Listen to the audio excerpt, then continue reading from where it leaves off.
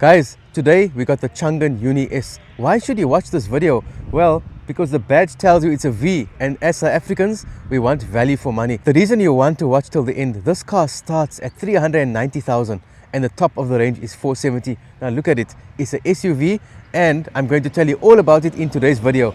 So let's come have a look at it. Firstly, if you look at this grille, it doesn't scream budget car. It does scream very, very nice and elegant. Just look at it. It reminds me of the Hyundai Tucson that's just at the front. It does have a presence on the road, no doubt, because of its size. So let's go around this side first and have a look at what this car has to offer for you. So look, guys, 19-inch alloy wheels. It's good that it's not 18, it is 19, so it helps you a bit with the ground clearance. As we come around this side, you'll see, now I'm not going to unlock, I'm just gonna walk a bit away. Okay, now I'm gonna walk towards the car. Let's see if it actually unlocks. There, I didn't touch anything. It unlocks, which means it has keyless entry, and that is absolutely amazing. So when you're using the car, you just keep your key in the pocket and you never have to take it out, only when you get home. So come, let's take you into the back seat first. I will go that side, you wait here. Okay guys, first thing you'll notice when you sit in the car, let me just close the door. So you'll notice first thing, the seats are exceptionally comfortable. Let me sit and show you. Okay, now it definitely is. It's very comfortable. It's very spacious. Headroom, knee room, all the rooms are very, very good. It's got these pouches, which are absolutely amazing. It has a very neat design. Just look here. There's not a lot going on here, but it just has that elegance about it, which I quite like. It does have a USB-A port. Maybe they should have put a USB-C. What do you guys think? Or one of each. That would have been great. At least it does match the Type A air vent they got. So that's completely nice. It does have cup holders. Okay, it's actually decently sturdy, and it does have 3 seat belts at the back, which is absolutely great for safety. It does have ISO fixes, which is again a plus for safety. It has 6 airbags in the car, and it does have curtain airbags. Now, a lot of cars I've been reviewing now do have curtain airbags, but it's not standard on all cars, so it's actually very nice that they have included it here. You can see there is a sunroof. I will show you the sunroof a bit later. So from here, before I go to the boot, one more thing I want to show you at the back seat. Look at the door handle. No, it's not this. That's a speaker, although it looks like a door handle. But the handle is actually here. You do that and it opens. What do you guys think of that door handle? It fits the car very well. It gives us an elegant look, but it could be two things, right?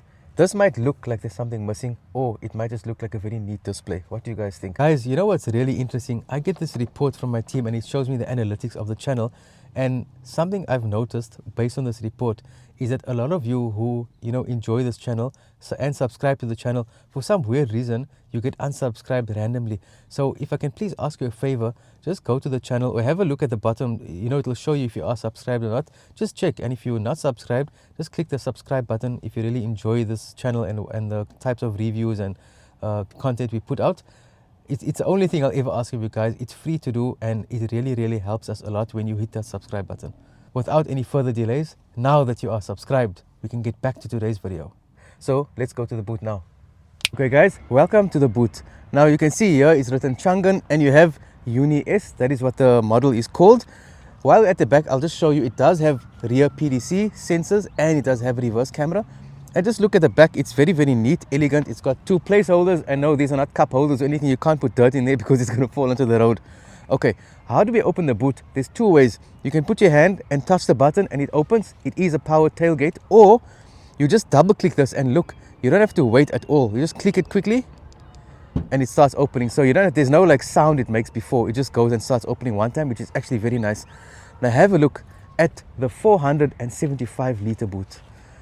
I think it looks quite good. It's big enough. It's not the hugest boot that there is in the SUV, but it definitely does the job.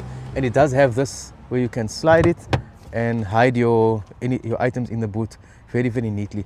That is it about the boot. And you do have, okay, there's no light here, but if you guys just have a look this side, you'll see there is one LED light, so it does help you at night time to see what's in the boot. And then again, you can press this once to close it, tap it twice to lock it, or you can just tap the remote twice, and there we go. Let's go to the front. I did show you the back. You guys must be excited to see the front seat. So you guys can go into the driver. I'll meet you in the passenger side. Okay guys, you driving, I'm in the passenger, but I'm going to tell you about the car. So you can electrically adjust the passenger and the driver. Watch, I'm going to do the passengers now. See, it is moving.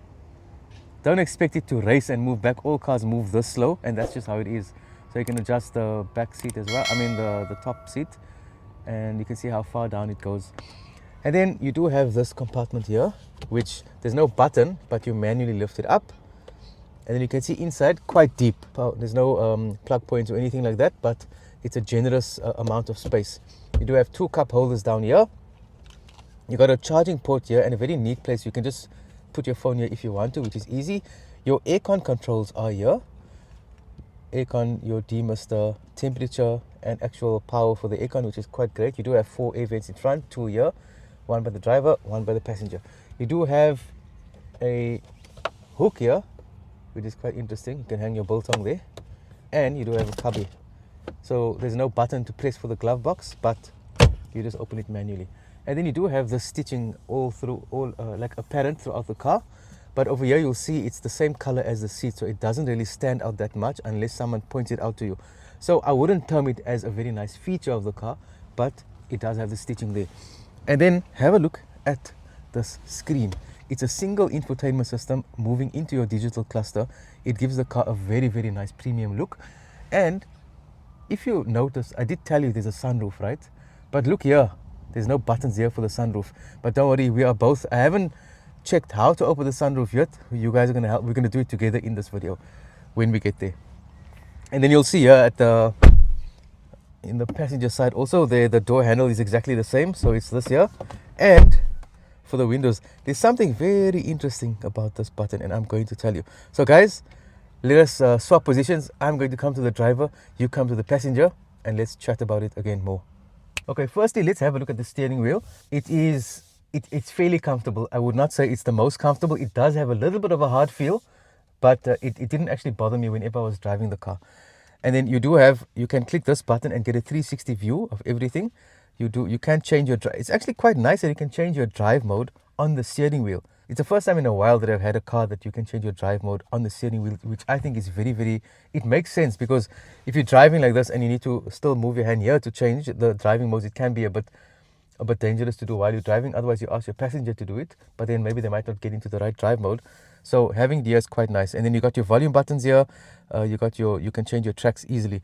And then on this side, you have your door handle. I don't suggest opening this while you're driving, only when you're at a parked position. Guys, remember, I told you I'm going to show you something very interesting about this. Let's open the window. Let's press down. It's not opening. So what must you do?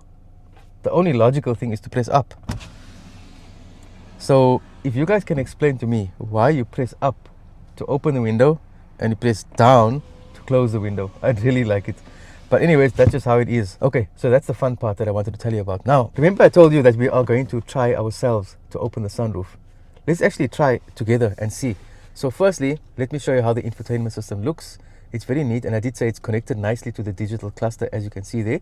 So let's see, what would we do to open the sunroof? Let's see, if we go here, we clicked on vehicle, so let's go to vehicle. Let's see if anything says sunroof. Okay, mirror adjustment, I will show you how that works.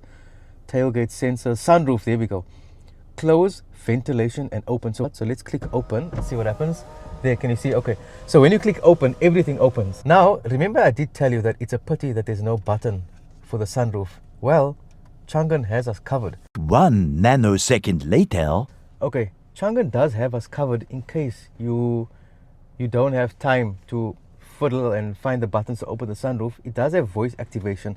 So it does say, let's try. It did work off camera. Let's see if it works, right? Hi, Changan. Yes. Close the sunroof. The sunroof is closing. Hi, Changan. Put the AC Right on. here. Put the AC on. So much later that the old narrator got tired of waiting and they had to hire a new one. Let's just go through a few differences between all the models. This is the top of the range Uni-S, and there is an entry-level one as well. Quickly, let me just spend a minute max, tell you a few differences, and then we can go for the drive. How does that sound? Okay, I can't actually hear you guys, but I'm sure you say yes. I will tell you some differences, and also I'll get into a bit more of the... Okay, call me when you need me. Oh, Changan, you're troubling us now. Huh? You want to be featured here in our YouTube video. You must speak. Okay, Changan, what you gonna? Okay, Changan? Let's see now. You want to be doing the video here? So tell us, what are the differences between all the 3 models of the Uni-S? Are you not going to tell us? Okay, now please keep quiet. Okay, don't disturb us again. Okay, so I'll tell you a bit of the specs, and when we get to the differences, we'll get to some differences. So firstly, the biggest difference is the price. Now, The entry level is 390, the middle of the range is 430, and the top of the range is 470. That's the 3 different models you get. The one is called, the entry is CS, the middle CL, the one I'm in now is CE. They're all petrol, 1.5 turbos, that is standard, right? In terms of kilowatts and power and all those are the same at 138 kilowatts of power, and they all have 300 Newton meters of torque. So that's quite decent power, and it is an SUV, so you would expect that it's a bit higher than 77 or 80 or 90. You do have a nice amount at 138, which can power the car quite well. Airbag quantity is the same, all 6. You do have curtain airbags in all the models, which is quite nice. So it's not like they're only giving you curtain airbags in the top of the range, they are giving it to you at the entry level as well. That's really, really good. Okay, then the entry level doesn't have adaptive cruise control, but the other 2 models do have it. High beam assist, you only get it as standard on the top of the range, which is the one I'm in now, and not the other 2. Blind spot warning, which is a very good safety feature to have, you only have that on the top of the range. Electric panoramic sunroof, only in the top of the range again. The powered tailgate, also in the top of the range only. Electric seat adjustment for the driver, that comes in all the ranges. But if you want to also electrically adjust the passenger, then only in the top of the range. And you know, another thing that all the models have the same as the boot capacity, 475 liters, but that is expected. So that, in a nutshell, I might have missed 1 or 2, but in broad terms, that is the differences. Entry is 390, top of the range 470. That's 80,000 rand difference. It is a fair difference. It does seem like it is worth it to get the top of the range. You guys can let me know. So that is the 3 different models. Now, how does the car actually drive? I mean, you're going to spend time not sitting in it and looking at it.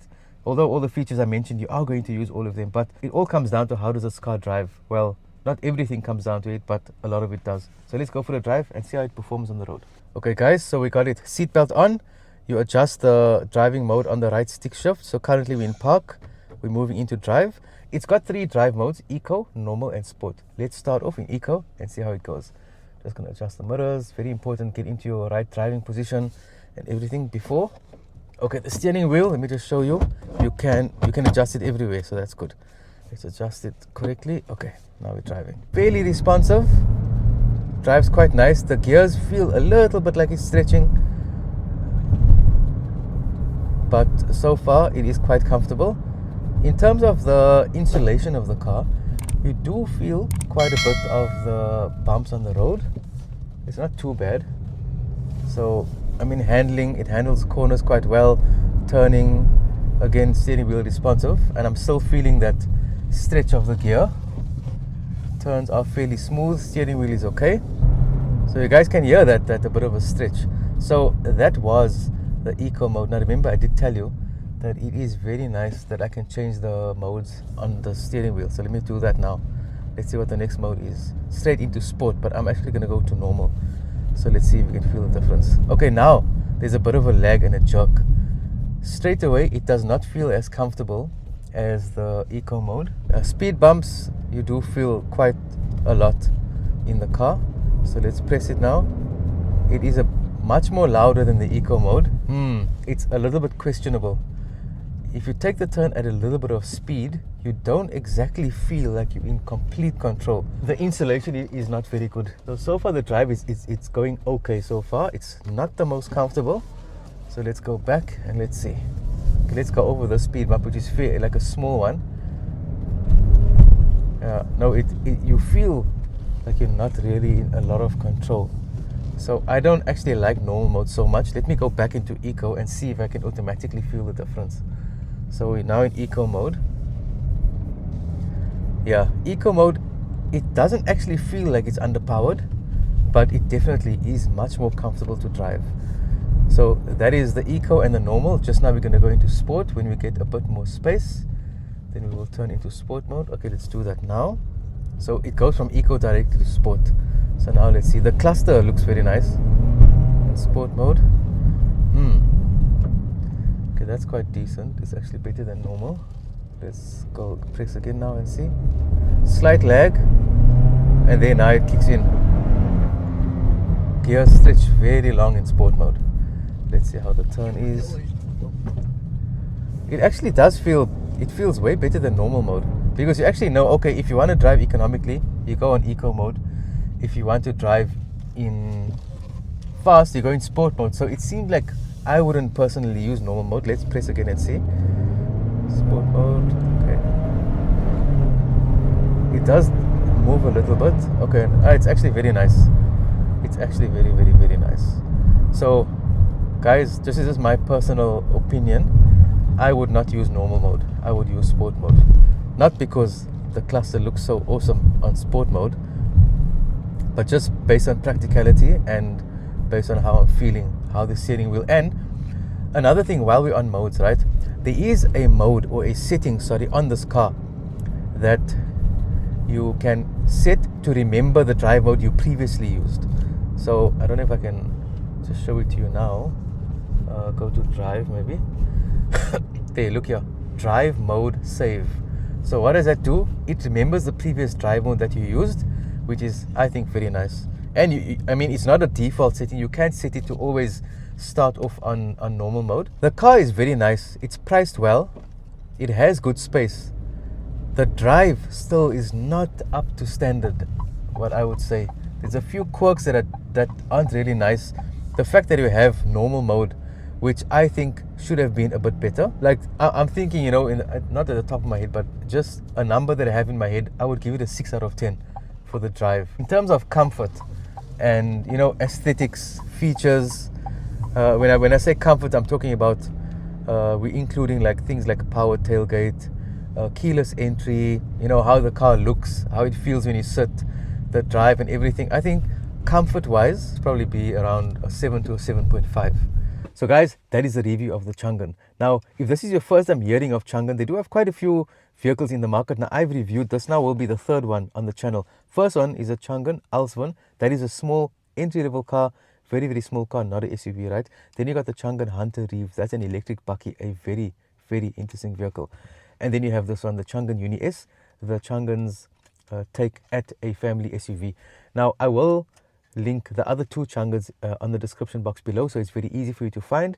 And if you found this video quite interesting and you're curious to see what else they have in the market, so then have a look at the description box below. And as always, guys, if you enjoyed the video, if you learned anything, something you found, maybe you found humorous, you found funny, or you learned something about the car, or you enjoyed the presentation, anything, if you liked anything about the video, hit the like button, subscribe to the channel, please. It'll really make a big difference to us. We've had quite a few vehicles over the past few weeks, and they are going to be coming up on the channel. So there's videos released every week. So guys, subscribe to the channel if you like cars and if you like this kind of content, and you will see all the latest cars in the South African market right here at Motoring and Tech World. So guys, that's it for the Changan Uni-S. On the channel, you're going to see there's videos pointing in either of these two directions. YouTube is saying, you know what, you need to watch this next, and I'm saying watch this one. I don't know which one it's pointing to, but I say this one, YouTube says this one. Which one are you going to watch next? And I'll see you in that video.